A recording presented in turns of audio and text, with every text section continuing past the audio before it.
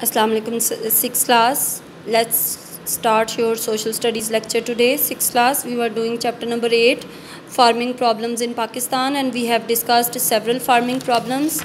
Sixth class, we have discussed about the water scarcity and water management. We have discussed about the fertilizers.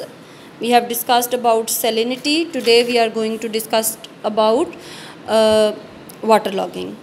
Water from many permanent irrigation channels soak out and makes the soil so wet all year that plants will not grow in it because the roots need air. The government is trying to control waterlogging by lining the canals with concrete so that the water does not escape, but again this is a slow and expensive job. There are agricultural universities in Punjab and Sindh and other institutions in the country that are aware of these problems and are working to find solutions to them. तो water logging Urdu में इसको हम same कहते हैं. Basically ये problem क्या है कि दरिया या नहरें, कोई भी इस तरह की वाटर बॉडीज़ हैं, उनके इर्द गिर्द जो इलाका है वो ज़मीन जो है, वो मट्टी जो है, वो पानी को अपने अंदर जज़्ब करती है और वो इतनी गीली हो जाती है, इतनी वेट हो जाती है. जैसे ये देखें, ये एक वाटर लॉग्ड ज़मीन है, वो दलदली सी, स्वैम्पी सी हो जाती है. पानी जो है वो नीचे या तो अंडरग्राउंड वाटर इतना ऊपर आ जाता है या जो वाटर बॉडीज़ हैं उनका पानी इतना वो हो जाता है कि मट्टी जो है वो बिल्कुल बहुत गीली हो जाती है और वो पौधों की नशोनुमा के काबिल नहीं रहती, क्योंकि जिस मट्टी में हर वक्त पानी खड़ा रहता है उस मट्टी में पौधों की जड़ें सांस नहीं ले सकती. तो ऐसी सूरत हाल को हम कहते हैं कि ये ज़मीन सेम ज़दा है.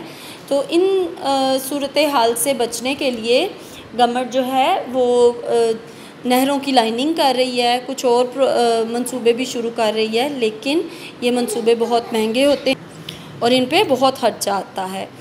ये रहे हमारे एग्रीकल्चरल मसाइल जिनमें हमारा एरिया है, यानी स्मॉल फार्म्स हैं हमारे, poor quality of animals and seeds हैं, जिनमें हमारी वाटर मैनेजमेंट की प्रॉब्लम्स हैं, इनमें हमारी फर्टिलाइज़र्स की स्कार्सिटी की प्रॉब्लम्स हैं, सैलिनिटी है और वाटर लॉगिंग है.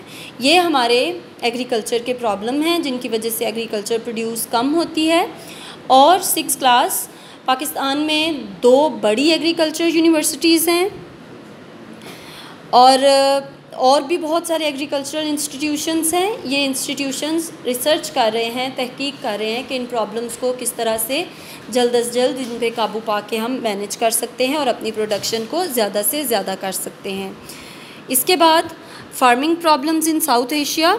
साउथ एशियन कंट्रीज़ सारे के सारे, जैसे कि हम डिस्कस कर चुके हैं कि इनका मेजर ऑक्यूपेशन जो है वो एग्रीकल्चर ही है.